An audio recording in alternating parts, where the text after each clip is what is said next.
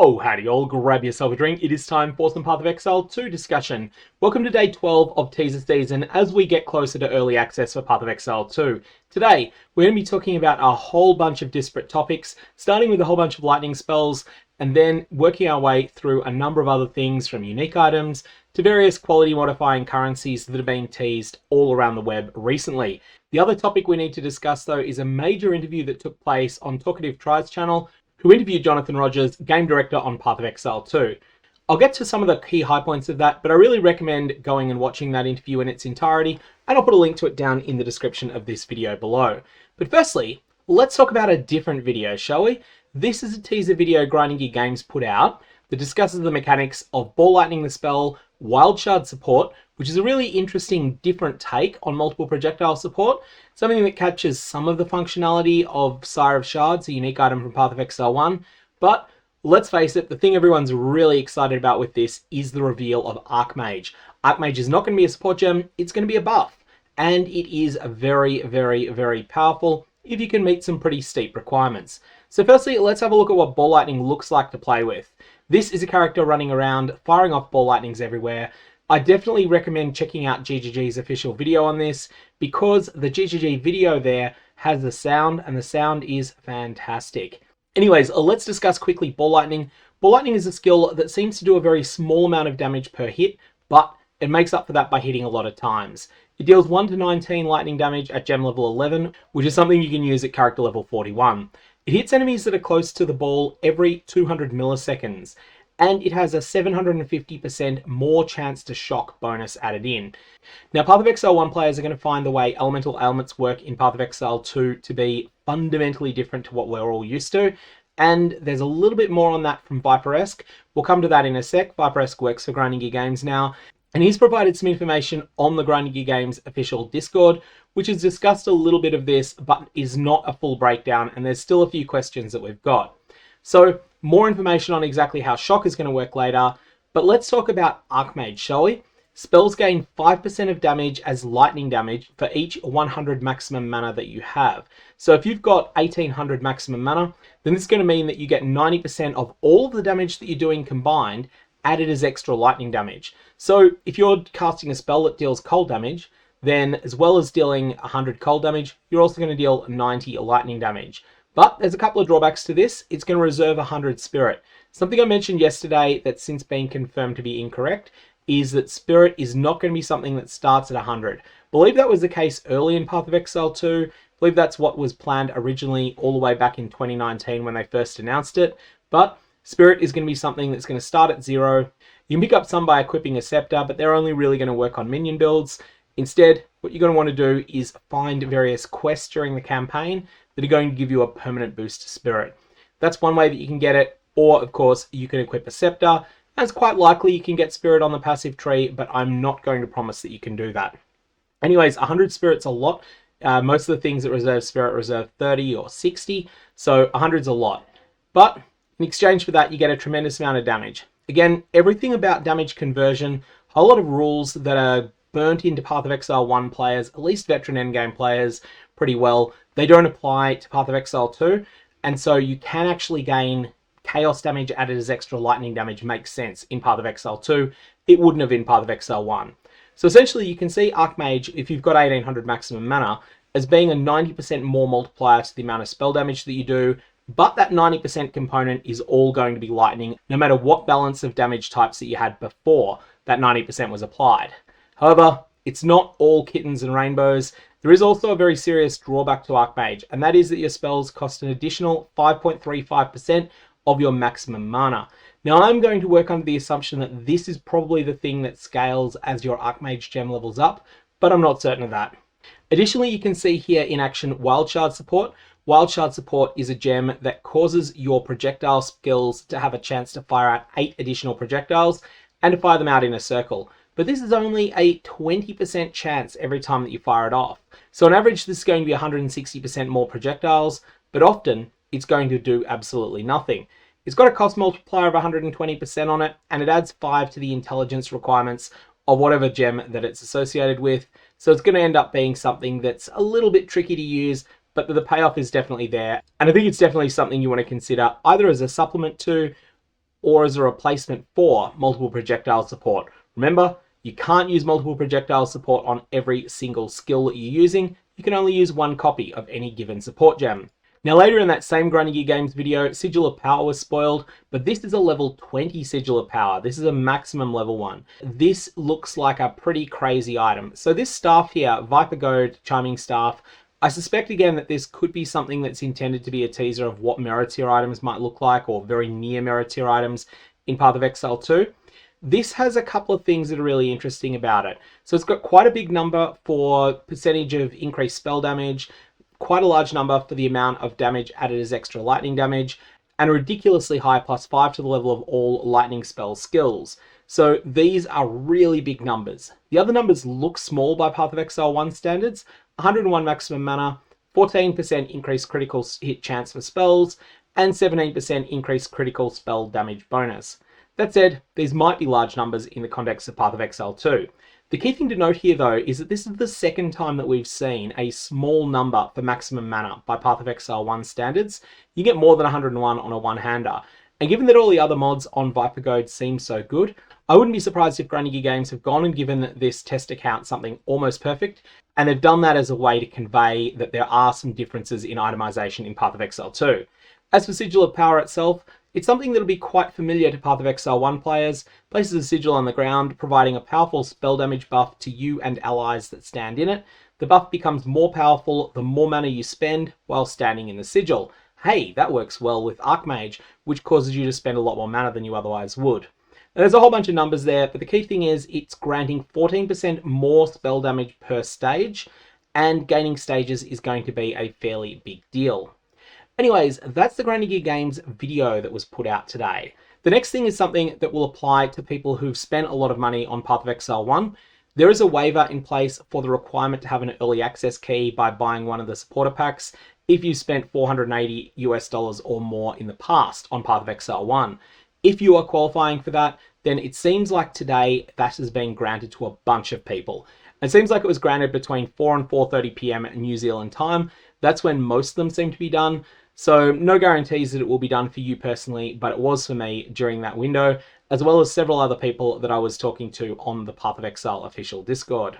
So I have two quick channel announcements to throw in as well. The first one of these is a thank you, and that is because it is flattering every time I tick over 1,000 in the number of subscribers. So this is a preemptive thank you to those people who might push it over 42,000 today. And of course, if you decide that you want to see less of me showing up in your feed and you've already subscribed and you regret that, you got some buyer's remorse, then you can always unsubscribe and make it so that it takes longer for me to get the satisfaction of seeing that 42,000. It's all up to you, but being subscribed will roughly triple how often I show up in your feed on YouTube and your recommended videos and the like. So make up your own mind. Tag the bell as well if you want to get an annoying ping every time I put out a video. And if you don't, that's perfectly fine. The other thing that is related in channel related stuff is that upon nagging from various people, I have set up a merchandise store through Fourth Wall. Now, this is something that's somewhat experimental at the moment, but Fourth Wall sent me an email today saying, hey, most of the people that watch your channel are in the United States. They have this really big deal coming up called Thanksgiving and Black Friday, and all this other good stuff that's not really a big thing here in Australia. Anyways, they told me I should run a sale on this store, and so I'm doing that. 17.3% off the base price of everything in the store. Note that this does not include shipping. You'll need a code for this. That code is KRANGLED, and I'll put a link to that down in the description of this video. One thing in the interest of full disclosure, one item was going to go into loss-making territory for me if I dropped it 17.3%, and that's the Kitten Apocalypse mat. I have, as a result, raised the base price of this so that I can afford to put it 17.3% off. Otherwise, it would have ended up losing me money every time someone bought that. So that's just in the interest of full disclosure. It's not 17.3% cheaper than it was a couple of days ago, but it is still cheaper than it was a couple of days ago.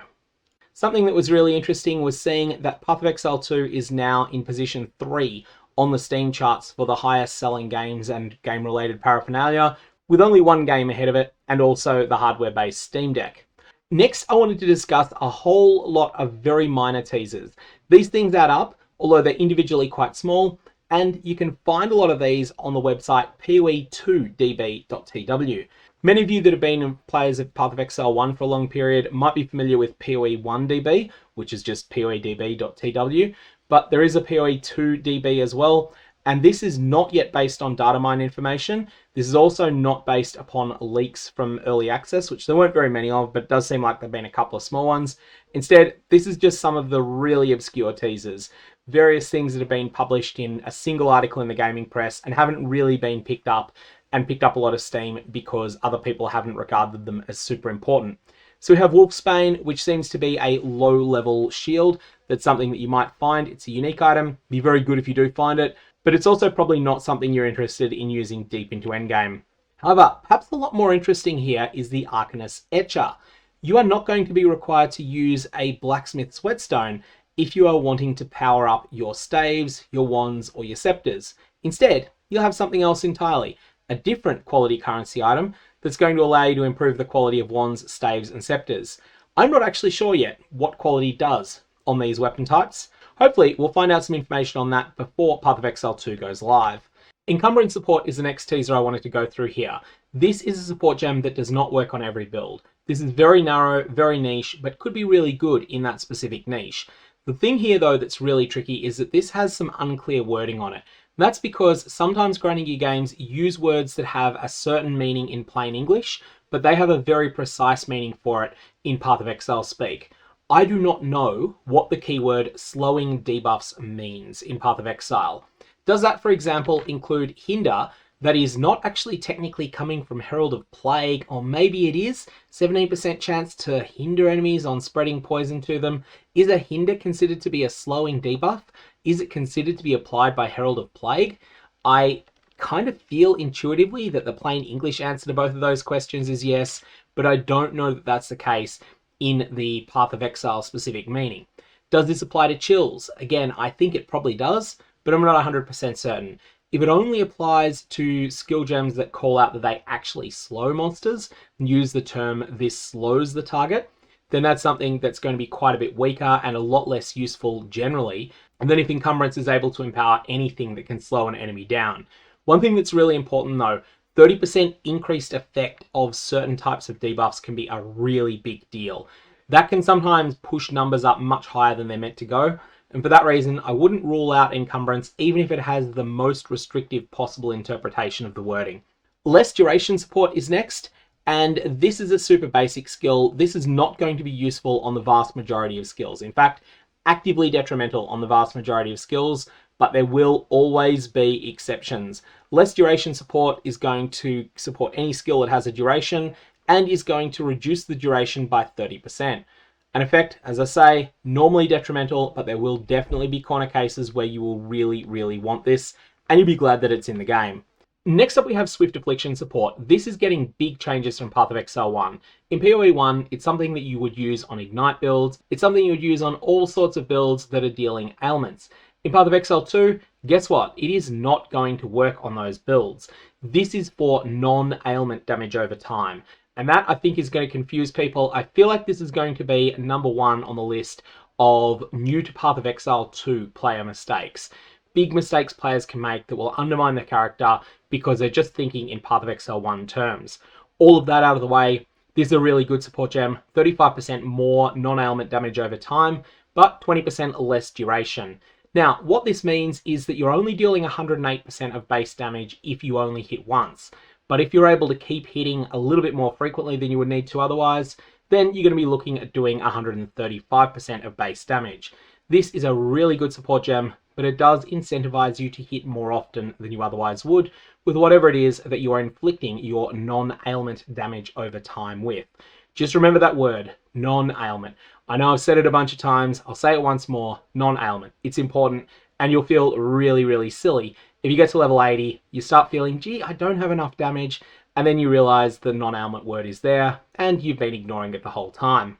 Okay, so we've had one skill gem that is basically a reprint from PathOfExile 1 with a couple of changes to numbers. We've had one that is a reprint from PathOfExile 1, but with enough changes to the wording that it has a different identity. Now we have a gem that is being totally redesigned, but that still appears to fit the same niche. In PathOfExile 1, Plaguebearer is something that you can cast in order to basically borrow some of the poisons that you're inflicting on trash monsters in order to intensify poisons that you inflict upon tougher monsters, or at least to provide you with a way to burn down those tougher monsters with extra damage. That same theme is kept, but everything about the execution is changed. Plaguebearer in PoE 2 is going to reserve 30 spirit. Ouch, that's the same cost as using a Herald. And it's got the text, stores all poison damage you deal. Using the Plague Nova skill unleashes the stored poison. This stores 6% of expected poison damage. The way that I read this is that it means you inflict 6% less poison damage, and this damage that would have been dealt if your poison was able to run its maximum duration instead builds up and essentially is a score that counts up on the Plaguebearer gem. Then this can cap at 240, but at that point, or potentially beforehand if you want, you can then detonate it by casting Plague Nova, which is another skill that's likely tied to it in some way. When you do this, it's going to use up all that poison damage and it's going to inflict lots of damage to enemies near you. Now, the way you would use this in practice, when you're killing trash monsters in a map, you just go and blitz through them all, refilling your Plaguebearer up. Then when you come to something that puts up more resistance than normal, you get surrounded by tough monsters. That is where you go, okay, boom, let's set off the Plague Nova and take out the trash properly. Let's finish the job we started and get a lot of these monsters out of our way so that we can push on, perhaps to the map boss. And then by that point, hopefully you recharge your Plaguebearer again and you're ready to go boom at the start of that fight too. Voltaic Mark is the next skill. And I first recorded this and I kept saying Voltaic Mark. I keep imagining that there is an extra X in there. There is not. This is Voltaic Mark.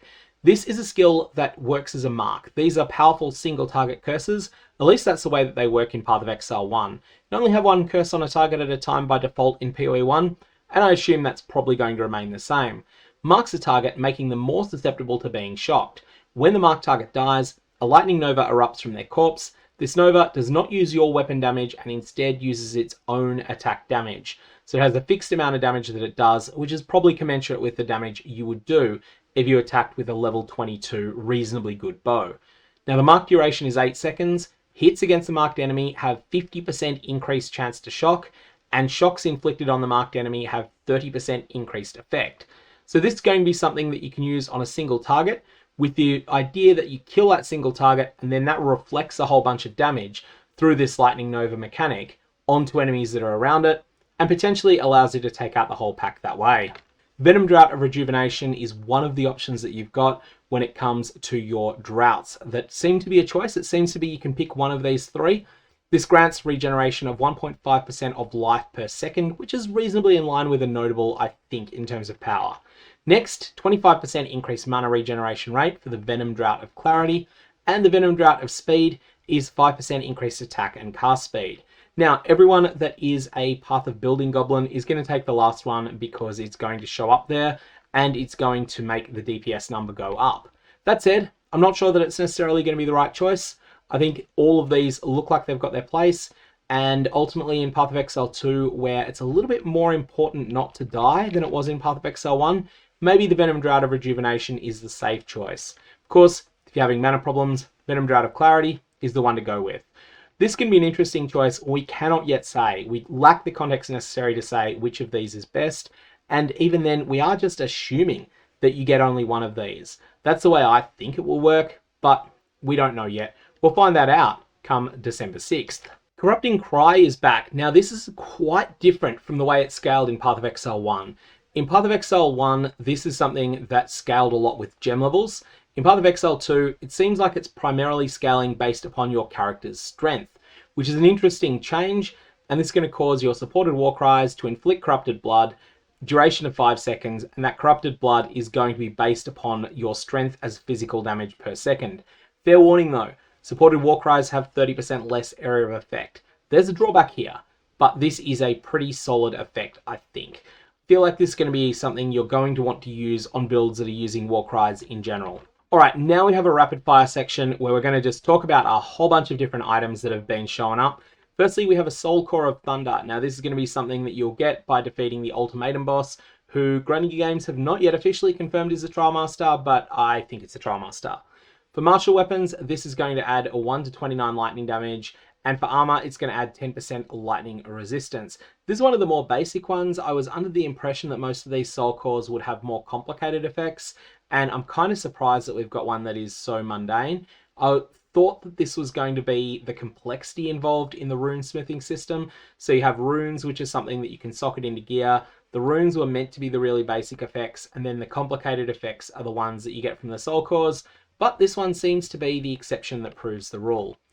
Next we have the mail belt base, 13% reduced flask charges used, no information on what the roll range is, but something really noticeable here is that the charm slots are only 1. So it may be that the number of charms that you can carry, now charms being the spiritual successors to utility flasks from PathOfExile 1 that we discussed yesterday, that maybe those are quite up in the air. Utility belt is next, and this causes 20% of flask recovery to be applied instantly. This is actually potentially really good, given that I think life recovery from flasks is going to be more important in PathOfExile 2 than it was in PathOfExile 1. Again, only 1 charm slot, so we'll see more as to whether there's variance on that. Now, we have the Wailing Wall. This is a shield that is again something for fairly early in the game. It has the interesting text, can block damage from all hits. You also cannot use shield skills. The key thing here we want to talk about is this can block damage from all hits. What does that mean? There are going to be bosses that are going to have abilities where they're going to have a red glow during them. And what that means is that you cannot ordinarily evade or block this damage. However, if you have something that gives you the ability to ignore this particular immunity the boss might have, then you can block damage from those hits. Those special hits are going to be things that you generally want to get right out of the way of. Okay, we now need to tackle Scavenged plating. The number of times I have recorded, scrapped, and re-recorded this section is just ridiculous. That's because for a gem that has very few words on it, it is ridiculously complicated. This is a skill gem that is a persistent buff on yourself, just like a herald, and like heralds, it reserves 30 spirit, so a medium opportunity cost. When you're doing this, the benefit that you gain is as follows. When you break an enemy's armor, you gain 1 stack of Scavenged plating. This then increases your armor. It's 3% more armor per Scavenged plating stack you've got. And it also gives you Thorns. Thorns appears to be a stat that causes you to deal backlash damage when you suffer a hit from an enemy, which is something that exists in PathOfExile 1 and is always a meme stat. We'll see how high it gets on Scavenged plating. Now, the way I like to think of this is that essentially you are breaking chips off enemy armor, and those chips are then orbiting you for 8 seconds before they then fall over and disappear. Now, you can get up to 10 stacks of this, and when you've got 10 stacks, this is looking pretty good. 40 to 60 backlash damage seems to be a lot for a gem that requires only level 10, and 30% more armor is a bonus as well. However, I'm just not sure that you're going to have that many stacks of this up all the time.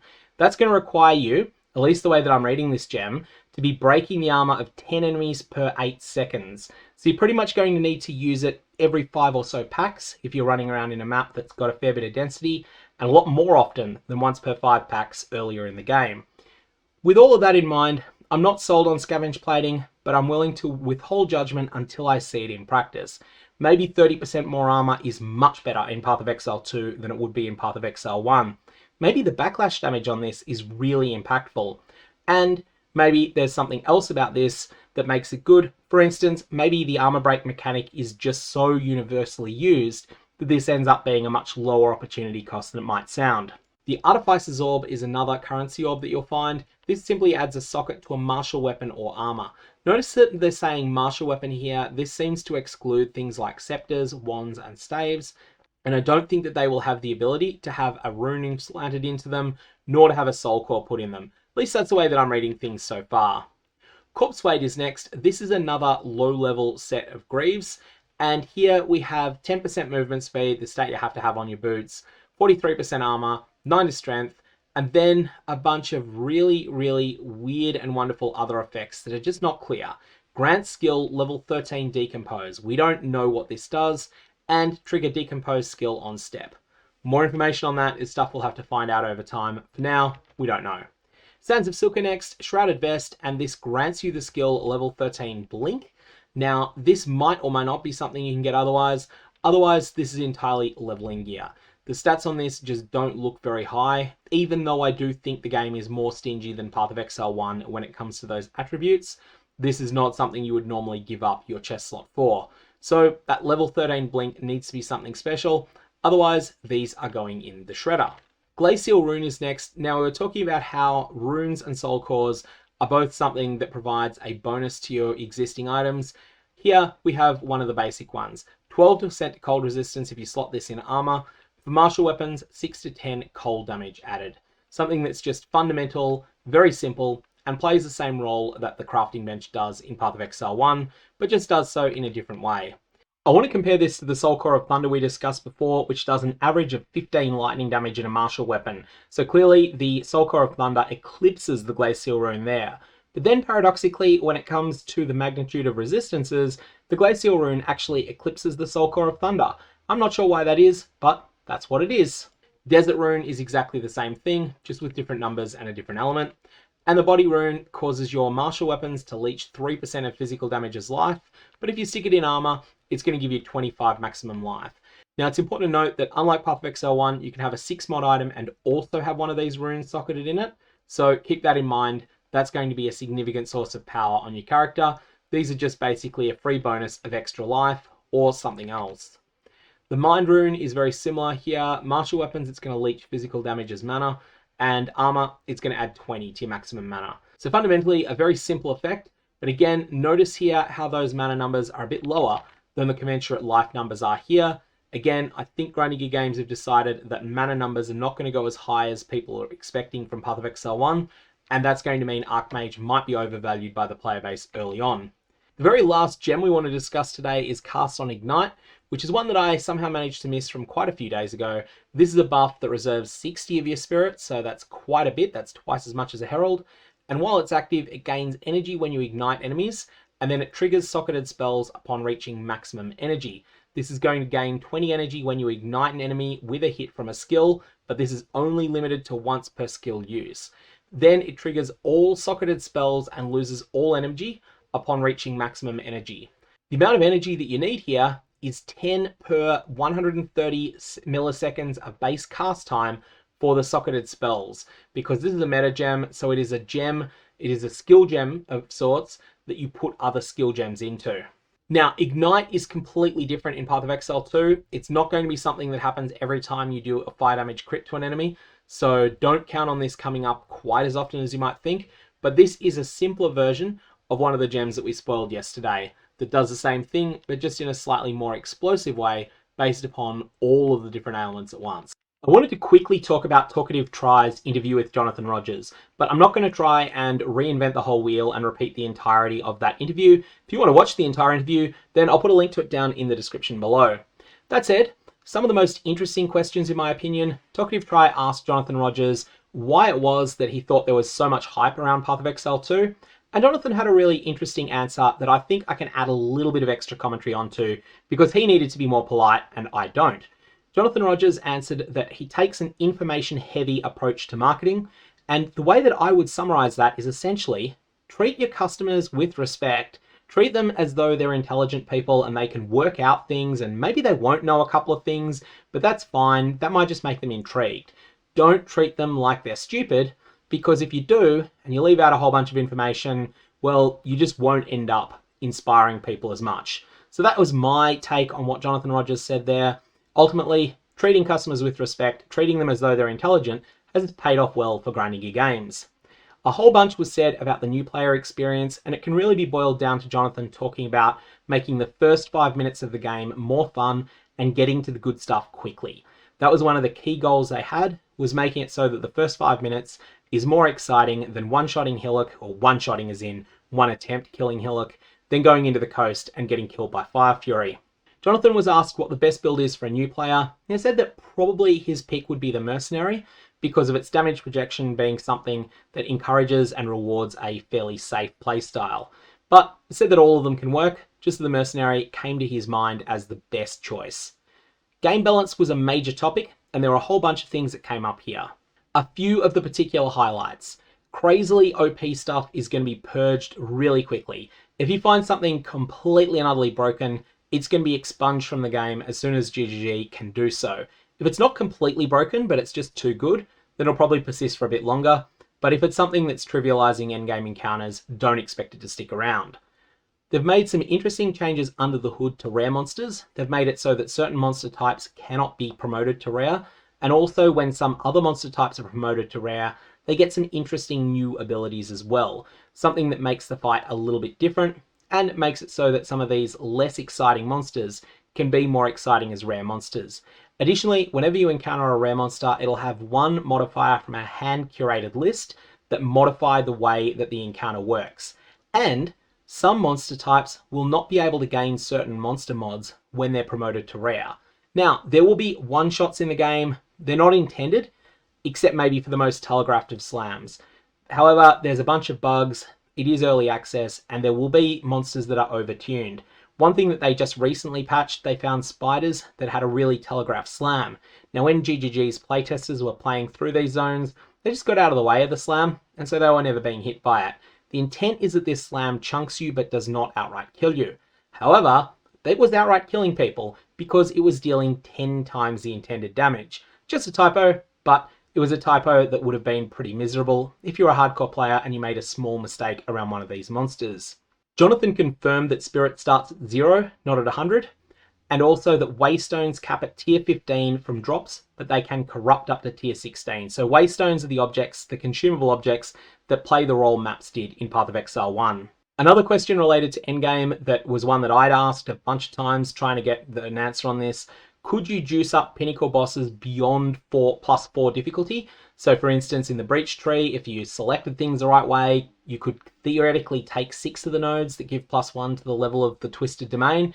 And the answer is no, you can't. Or, well, you can spec 6 of them, but only 4 of them will apply. One of the earlier videos I discussed how there's going to be 10 loot tables and unidentified items can drop with 5 different tiers. Now, these are going to exist, but it's also going to be worth noting that once you put an ID scroll on it, the tier no longer matters. So if you've got a tier 1 and a tier 5 item, they're both rare, and they both happen to roll exactly the same mods through some miracle, or maybe not really a miracle, because that just means you got terrible mods on your tier 5 one, then they are not going to be any different. And if you applied a Chaos Orb to each of them, they basically work the same way. They would add to from the same mod pool, and they would remove the same way. Now we need to quickly talk about passive points. Firstly, the good news, then the bad news. The good news is that we know there's going to be 122 passives available for characters, and 8 ascendancy passives. So that's the limit as to the number of those you can get. The bad news is that on day 1, you are not going to be able to swap ascendancies over. So if you start out leveling as an Infernalist, then you are locked into an Infernalist and you cannot change to the other Witch Ascendancy. This is something I really hope they change.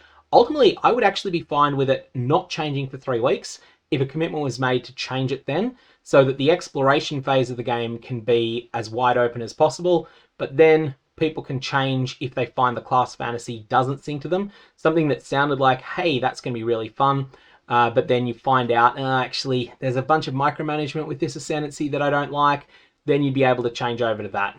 Anyway, those are my high points from the Talkative Try interview, but you'll probably have your own ones, so go and check out the whole thing if you're interested. Second to last, we have Spaghettification. This is named after a physics phenomenon that exists around black holes and potentially around neutron stars, where things get literally torn apart by the forces of gravity and tidal forces. However, in PathOfExile, it's not going to be related to black holes, it's simply going to be a chaos damage effect. Now, one thing that might be interesting here, you might notice that all the numbers on this are prime numbers. That's intentional. Grinding games just like chaos damage being a bit weird. Spaghettification is going to grant you 3% movement speed, 29% increased chaos damage, but then it's going to have a drawback as well. Minus 13% chaos resistance, 23% reduced light radius, and it's going to have 7% increased attributes. This is just all over the place, a bit of good, a bit of bad, and essentially it's trying to squish you into different directions with some bonuses, some negatives. I feel like that fits the theme of Spaghettification. And finally, we have the ailments information from Viperesque on Discord. Now, as I say, this was in the PathOfExile 2 Discord, and it is a very different system. I think it'll probably end up being simpler once we understand it, but for a lot of people coming from PathOfExile 1, PathOfExile 1 ailments just make sense to us, PathOfExile 2 ones don't yet. We're going to have to unlearn a lot of things in order to learn new ones. Now, Viperesque has 3 comments here, and they're actually best read bottom to top. So, crits have no specific interaction with ailments. They're more likely to inflict, ignite, and shock because they deal more damage, but that is it. So, forget about the facts from PathOfExile 1 that you can inflict elemental ailments 100% of the time if you're not prevented from inflicting those ailments and you happen to critically hit. Instead, the only advantage that criticals have is that they're just simply more likely to land an ailment. Damaging ailments care about the final pre-mitigation damage of the hit now, so crit damage naturally affects ignite damage with crits. And damage relative to monster ailment threshold increases the chance of inflicting ignite and shock specifically. Ultimately, I feel like we are missing a couple of pieces of the puzzle here. We've got a whole bunch of information, including the rest of Viperesque's comments in Discord, that you can have a look at if you want, but they don't quite tell the whole story yet. We're going to need more information in order to work out exactly how ailments are working. That said, there haven't been many major complaints about it being unintuitive in practice. It's unintuitive from a theory crafting perspective, but it doesn't seem like it's unintuitive in practice. There's been a whole lot of disparate teasers today to discuss. Once more, a little plug for my merch store. If you're interested, have a look at that. As I say, 17.3% off if you use the code KRANGLED. Otherwise, I'm going to leave it there. May your Valorbs have interesting results.